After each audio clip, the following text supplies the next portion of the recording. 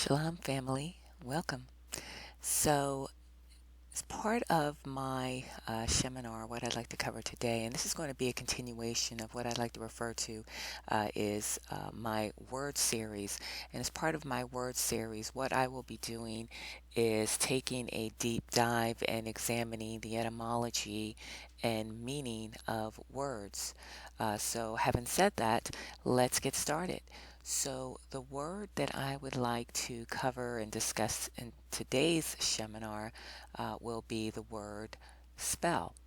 Now, what I usually like to do when I examine and do word research is I typically like to, instead of look at some of the modern dictionaries, I like to go further back and look at some of the older etymology dictionaries because I just think you get a lot more meaning and clarity um, of the words.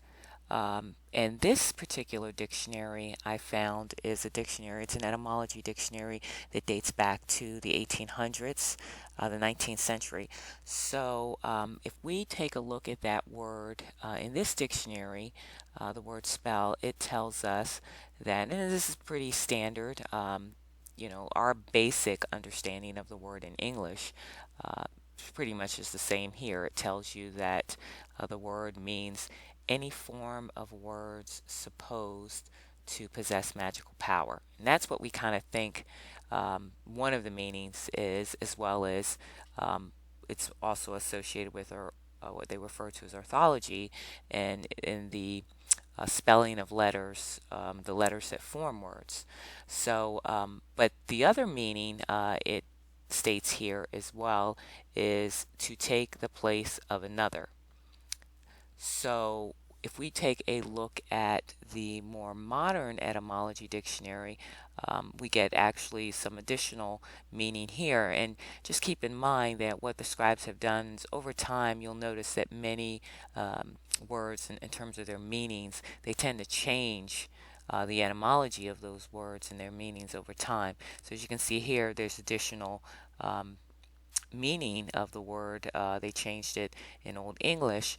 The word actually here says that it means story, saying, tale, history, narrative, fable, and so on. It also is telling you that it also derives from the German word Bespiel. And that's an interesting word. If you look at that word in German, Spiel, well, who actually in their name, the prefix of their name actually it shares the same root. And if you can't remember, I'll tell you there is a director in Hollywood who the actual prefix in his name, Steven Spielberg. Um, it actually shares the same root here. Just have to understand the origin of the word here, in terms of the word spiel. And then also it goes on, if we move a little further down, it also tells us that, and this is it again, it changed in the 1600s. They changed the meaning to mean a turn of work in place of another. Okay, and also it says compare Old English Gespelia. So that's rather interesting as well. So you can see over time how the word in English has changed. But what I would like to discuss here is that the word actually derives from, and where it derives from is our Western Shemitic language. And in the Western Shemitic language of our people, the ancient language, the word actually derives from the Shemitic root, shapal. And in the ancient world, our people would have pronounced this as shapala. And the meaning of the word in the ancient Western Shemitic means to bring down or to cast down, to humble, to bring low. And it also goes on to tell us that it means to humble, of condition, to humble condition or spirit. And as you can see, as I was telling you, this is how in the ancient world our people would have pronounced it, Shapala. Okay, it also means to depress. Okay, it also means, we go a little further up here, it means to put down, subdue, abase, which essentially means to humiliate or humble. And if we go on to look at this word to gain some further clarification in the lexicon, let's take a look here. I'm going to move this over a little bit so I can move down here on the page. And this is where it gets really interesting. It tells us that the word means, again, to be depressed, is used of men who are cast down from a high rank. And then it goes on to tell us here, again, to depress, to cast down, kings, mighty men. So here it's giving you further clarification and meaning of the word, to cast down kings and mighty men. So we know the meaning of the word kings, but when it refers to mighty men, well, you got to wonder and ask yourself, well, who are these mighty men that they're referring to? Let's find out. Who are the mighty? So if we look up the word mighty in our Hebrew lexicon here, it tells us that the word mighty means a beer, and it is referring to, it says, of men, of angels, of enemies. In essence, it's telling you that the mighty ones are associated with enemies. And those are who the mighty ones are, our enemies. So essentially, that is what that word means. The word shapal, in our language, it associates bringing down and casting down the enemy, our enemies. However, in the English language, we were miseducated to believe, first of all, they changed the meaning of the word and told you, oh, it means this and it means, something associated with magic, because in the English language, the word was corrupted by the foreign Gentile scribes.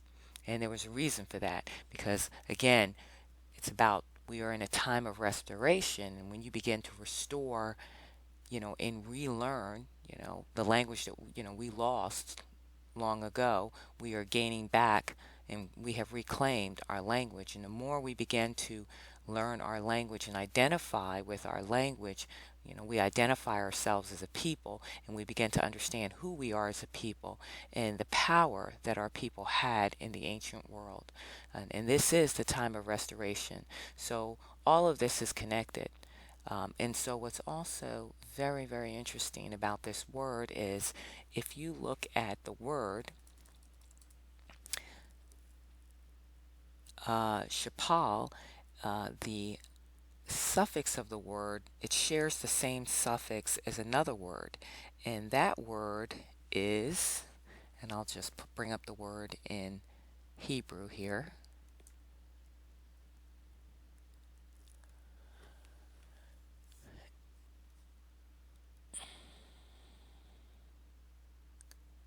And in our language here, just bear with me, here it is. In the ancient Western Shemitic language of our people, it shares the same suffix as the word nafal. Now remember, in our language, the prominent letter is not F as in fall, but the more relevant letter is pa. as in the P sound, okay, for um, Paul, as in Nepal. So we wouldn't pronounce this with an F sound because there's no F in our language. There's no F sound. That was something that was added by, the Gentile scribes. So in our language, we would pronounce this as Nepal, okay, even though they refer to it as Nafal, okay. But that word also, now you understand where the word Nephalim, or they like to refer to Nephilim, where that word originates from. It originates from this word Nephal, which means to fall, because that word fall is in the suffix of this word. And as you can see, this word shares the same suffix as the word Shapal. Same suffix. And what's very interesting about that is this, if you look at this suffix, it also is the same word as pal, as in pala, as in pale. So it identifies in this word the people. It also identifies as an adjective and describes the people, just as it does in the word shapal, because they share the same meaning in terms of the suffix. So that's what's very interesting about this word. And so when we come back to the other word, shapal,